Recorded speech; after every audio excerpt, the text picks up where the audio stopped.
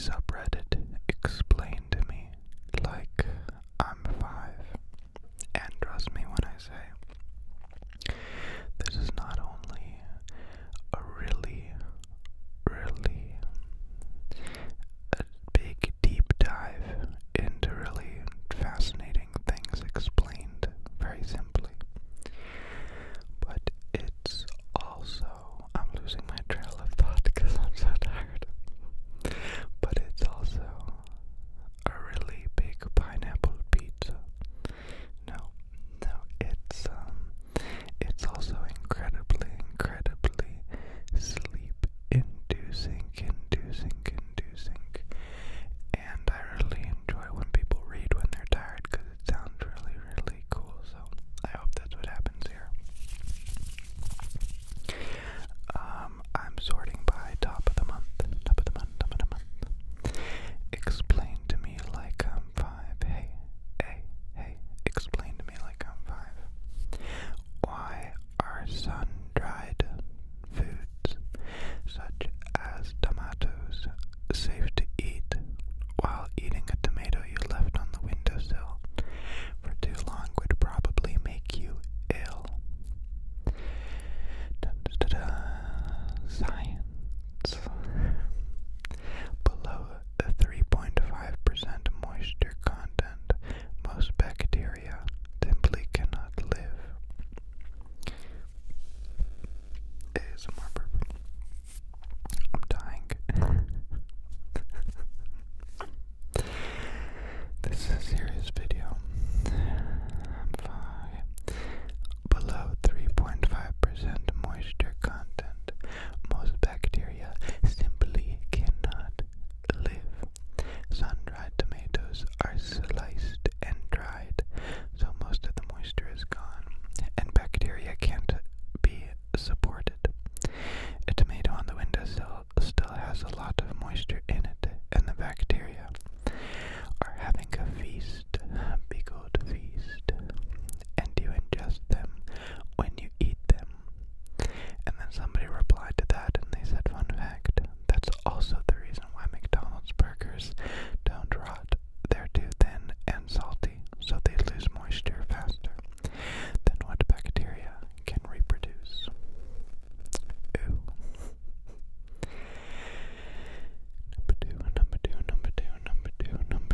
Number freaking 2. Explain to me like I'm 5, good sir. Why is the skin on a bald man's head shiny, but the skin everywhere else on the body is dull? How dare you say my skin is dull? Let's see what people have to say.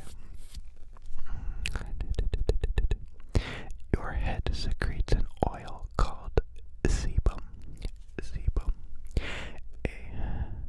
That's a nice sebum. Sounds like a aquatic animal. And like something else. And it still does so even after you lose your hair. Not washing your hair for a few days will make it oily. The same oil makes your bald head shiny without the hair. Oh, somebody replied to give more information. Because I was just thinking, every part of your body secretes sebum. Your face, your hands, your everything, your scalp. All skin does this, releasing sebum, but the top of the head does it more. Fun fact, the reason you get acne around puberty is because we used to have way more hair on our bodies, but the sebum oil glands never quite got the memo that the hair is far less prominent. The glands are producing excess oil which can clog pores and trap dirt, dead skin, and dust, blackheads, or harmful bacteria, whiteheads. So somebody replied to that and said, we had hair on our noses. Then somebody replied to that, some of us still do. Sad face.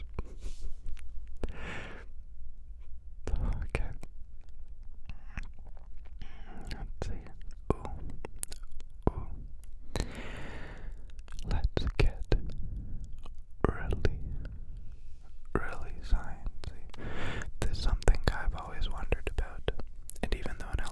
school I did like 3 global warming papers. I still don't know fully why.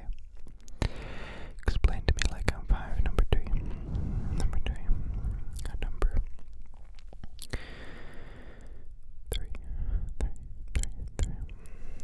Why do climate scientists predict a change of just 1.5 or 2 degrees Celsius means disaster for the world? How can such a small temperature shift make such a big impact? Oh.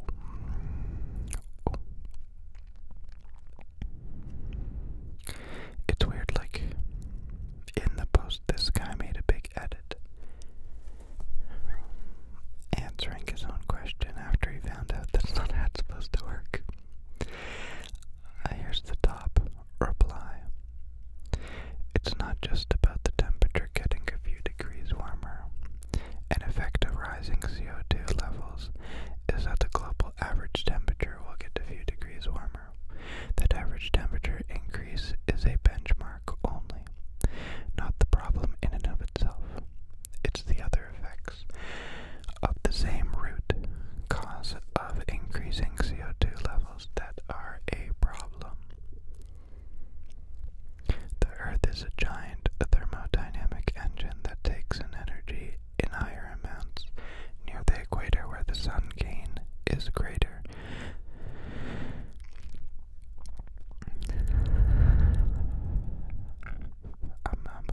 I'm literally dying.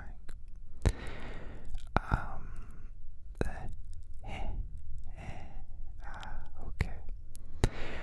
Earth is a giant thermodynamic engine that takes in energy in higher amounts near the equator, where solar gain is greater than heat radiated back into space and funnels it into the poles. Where solar gain is less than heat radiated to space, CO2 acts like a blanket over the system, keeping more heat in. But the equatorial zones. I thought this was supposed to be explained to me like I'm 5.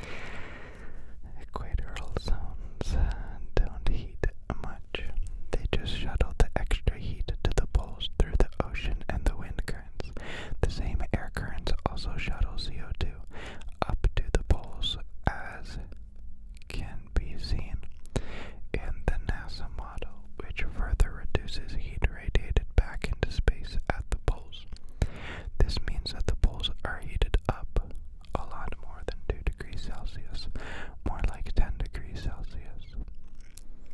The bulk of Earth's frozen water is at the poles, so this rise of several degrees Celsius in the polar regions will melt a significant amount of land-based ice, raising sea levels. This is going to cost trillions of dollars to either preemptively try to deal. I dare you to go up to a child who's 5 years old and ask him if he knows what preemptively means, because I found out what that word meant yesterday. No, I'm just kidding. But still, try to deal with or as flood damage, right? So it costs trillions of dollars in flood damage and any technology to revert it. In addition, CO2 in the atmosphere is also absorbed into the oceans. As the CO2 levels in the oceans rise, the oceans acidify due to the creation of carbonic acid, the same acid in your carbonated soda. My name's PJ and I can't read.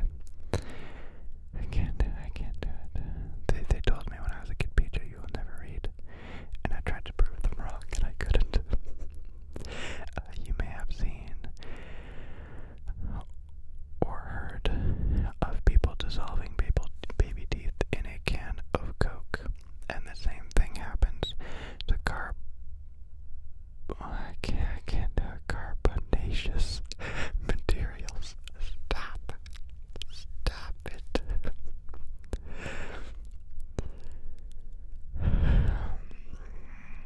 And the same thing happens to carbonation materials in acidic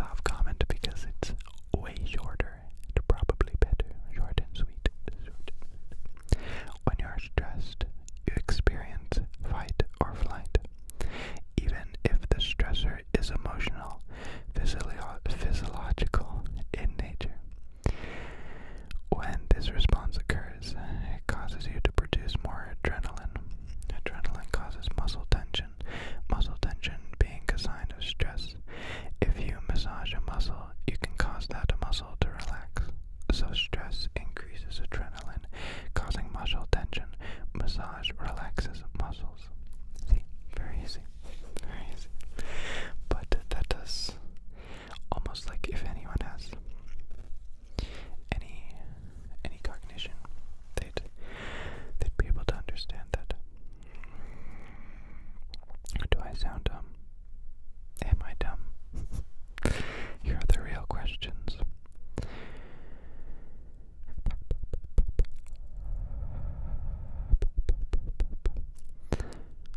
Explain to me like I'm 5. Why can some meats be consumed while not fully cooked? For example, why can steak be consumed when it's rare while chicken and pork cannot? Ooh, something I can answer. I work in a government microbiology lab that actually tests meat samples for contaminants. Some meats like chicken have salmonella in their microbiome. Salmonella is naturally growing on and live on chickens, in chicken. So we always cook that meat thoroughly to kill any salmonella. Beef is a bit different. There shouldn't be anything harmful in terms of bacteria on the outside of beef, but their gut can have some nasties. And some of these nasties are antibiotic resistant due to modern farming practices. So as long as the beef is a clean cut and didn't come in contact with any part of their digestive system, it should be fine to eat. Not fully cooked ground beef, however, is often contaminated during the grinding process and can come in contact with part of the cow's digestive system. So we need to cook it thoroughly to make sure it's safe and free from any pathogenic or antibiotic-resistant bacteria. There are also some foods like seafood that people do take a risk by eating raw. Okay, good to know. Such as oysters and fish. It is a risk eating them undercooked, and I personally do not eat them unless fully cooked for that reason. You gotta say that's quite fascinating. Let's look for something really #relatable. #relatable. I feel like I know this, but I don't know it. Explain to me like I'm 5. How does the seatbelt know that it's being pulled fast in a crash and stop extending, but still extends when pulled slowly? Very, very, very slowly. Short and sweet answer. The person even emphasized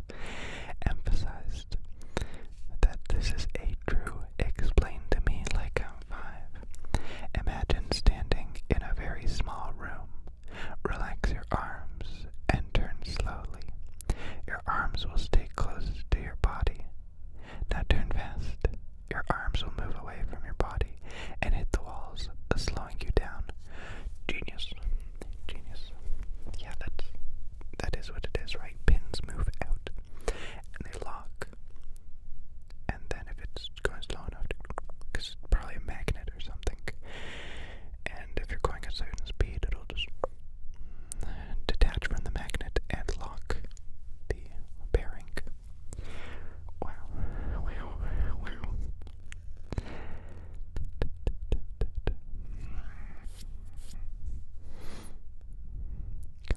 Ooh.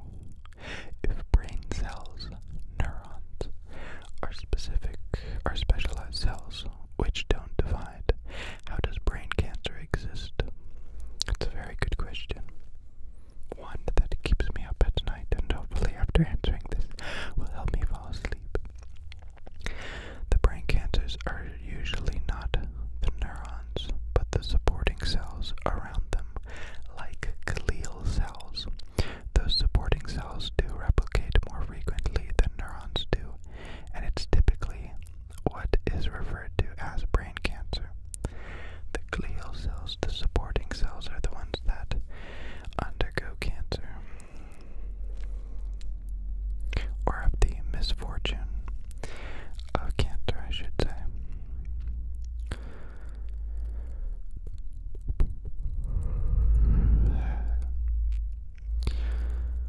I don't want to read that one. Let's see. How does exercising reduce blood pressure?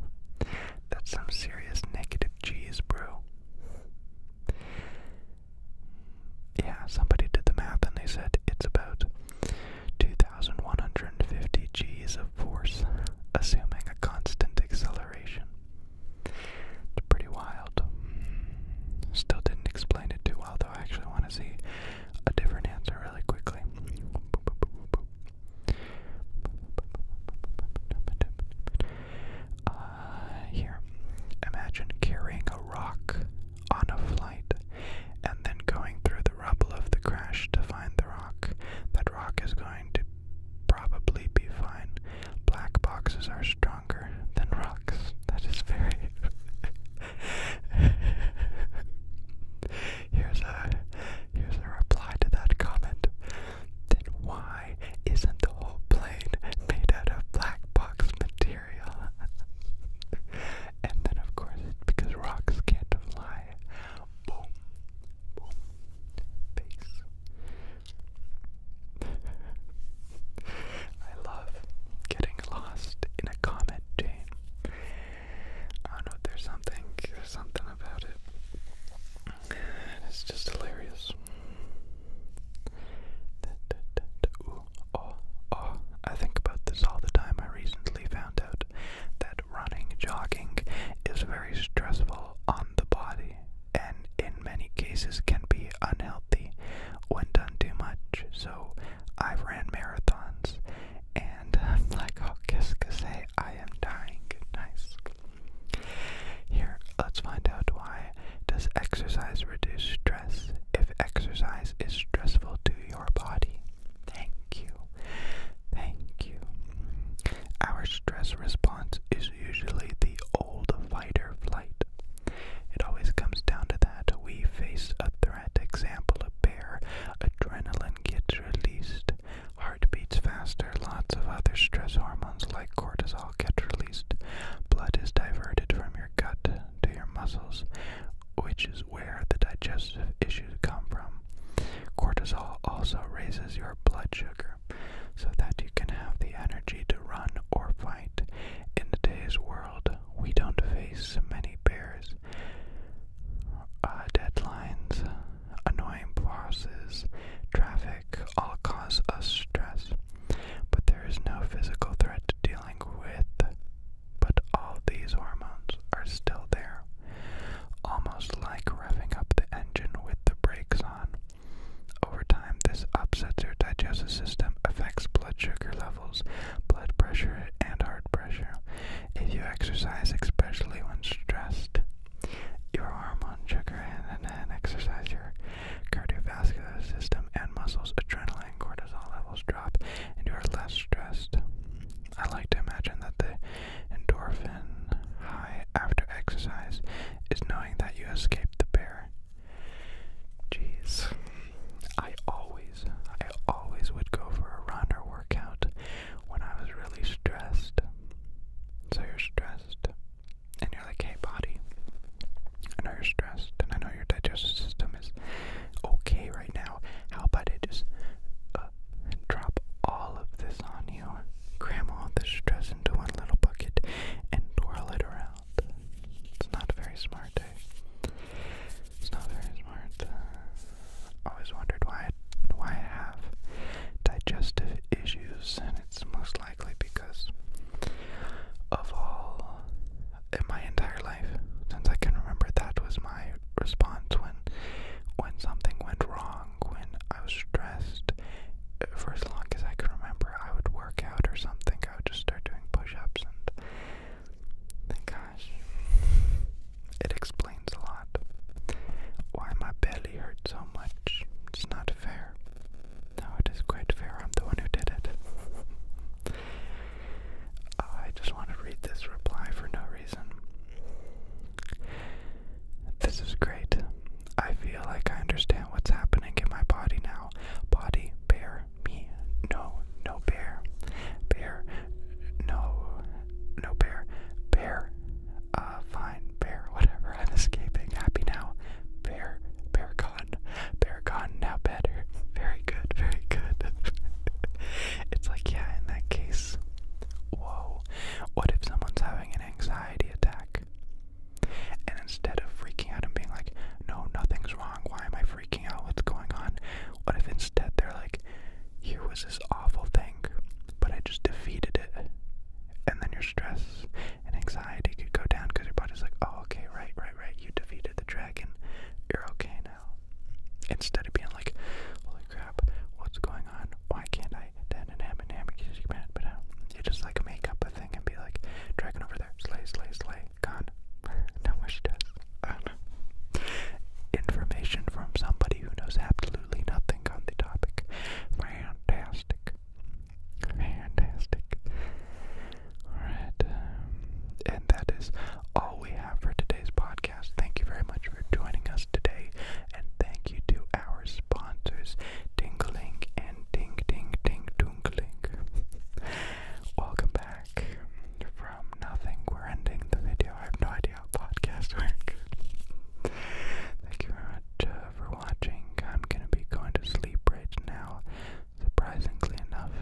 So, and